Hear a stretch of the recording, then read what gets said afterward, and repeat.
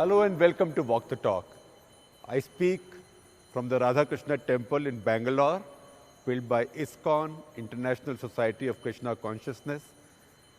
My guests today are an engineer and a scientist, Madhu Pandit Dasa. Hare Krishna. Welcome to Walk the Talk. Chanchalapati Dasa. Welcome to Walk the Talk.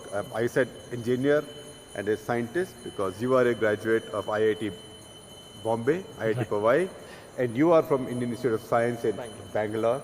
And we are talking today neither science nor engineering, frankly not even religion.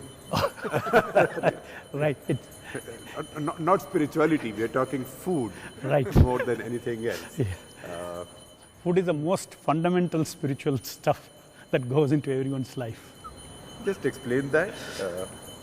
See, food feeds prana. Right. Prana is life. Right. So without food there is nothing.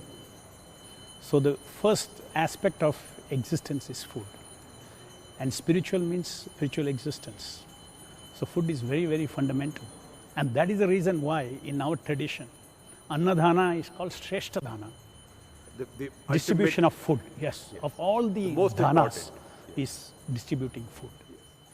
So, what persuaded you to become the cooks and chefs, and if I may say so, the servers of food to the nation's children? Just to get the context right, you are now feeding 1.6 million children every afternoon, lunch, which is about, if I quickly calculate, about 250 school days in a year, about 400 crore meals in a year. Right. That's a lot of cooking. In the last 16 years, our cumulative count was we had just touched 2 billion meals, and we had a celebration with the President of India here about 2 months ago. And the way it's going, I believe the target of your organization, Akshaya Patra. Akshaya Patra is an old concept of a vessel in which food never ends. It never finishes, mystical pot from which talks about the food, you can draw unlimited food. Unlimited food. So you are building an Akshaya Patra. So where does this come from? You have a beautiful temple that you've built. I see gold, I see paintings, I see grandeur, I see joy on your faces, and yet you become food makers to the nation. You see, the people who are rich, they come to God for peace and happiness. People who are poor come to God starting from food and security. So all kinds of people come to God. And our duty is to serve the people. Because we ourselves have given up our lives. We don't have any material ambitions. We don't want to create anything for ourselves materially. We have no material self-interest. We have our spiritual self-interest, for which our Swami Prabhupada said you work from morning 4 o'clock till 9 o'clock for your spiritual self-interest. So when you provide food,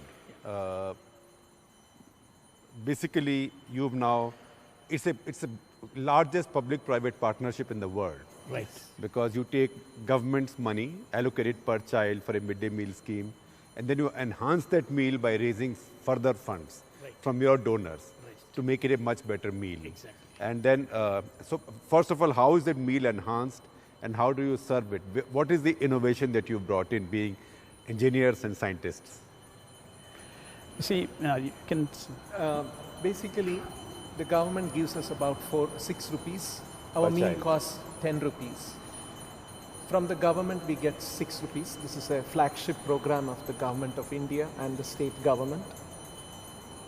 And we add another 4 rupees to make it a more wholesome, nutritious, more delicious, relishable, and complete meal. So what we do in South India, for instance, we provide rice, sambar, and curds or buttermilk. And in the north, we provide roti and dal, some palau and those kind of things. We are very sensitive to the local palatal preferences of children. In Gujarat, we give a Gujarati meal. In Guwahati, we give an Assamese meal. In Orissa, we give an Orissan meal. So in different states, we adapt our production processes and the menu and all of those things. So as we were discussing now, it dawned on us at some point when we started that we have to do this program on a big scale because our country is a country of numbers. If we serve some number of, say, 1,000, 2,000, 10,000 children, we are barely scratching the surface of the problem. In order to do it on a big scale, we had to use technology. And that's when Madhu Pandit Das was involved in designing the first kitchen in the year 2000, 2001 at that time. He used his engineering skills, brought conveyor belts and big cauldrons and industrial steam generators and custom-built vehicles and all of those kind of things. And your food is untouched by hand? Yes, because hygiene is so important. There's no physical contact with food by the cooks or by transporters. How did this idea come? Because you were not doing it until 2000. Yeah. And yet, in 16 years now, you've raised it to 16 lakhs a day. Yeah. See, the idea how it started was, Also, you could walk around the in the hall and in the year 2000, we almost completed construction of this temple. right. And after that, we were, wanting to do something for the society. Right. That's when we started, thinking of different ways of, serving the society. One day, Mohandas Pai walked into my office. Mohandas Pai, formerly of Infosys. He walked into my office along with his now a friend Twitter Abhay. star. He admonishes all of us on Twitter. We have to be very careful. Mohandas Pai is watching. Yes. So he came to my office and he said, Swamiji, it's very nice that you're feeding all the visitors in this temple. Why don't you feed some, government school children in the neighboring schools from your kitchen? Because not only it supports hunger, it supports education also. I said, done, I'll do it, provided you donate a vehicle to me. He said, done. And he went away. And then we started feeding about 1,500 school children in the neighborhood. Of this temple. Of this temple. About 5 schools. And you built this temple also with contributions from people of Bangalore. Yes. It was all from the contributions of the people of Bangalore. And that's the reason. A temple, just like you build a factory, the next is production, right? Right. We finished building this temple and our minds were thinking, now we have to do something for the society. So at the right time, Mohandas Pai came and told this. So if I may interrupt you, you raised money from the people of Bangalore to build this temple, all this gold also? Yes, everything. How much gold have you put in there and why so much gold?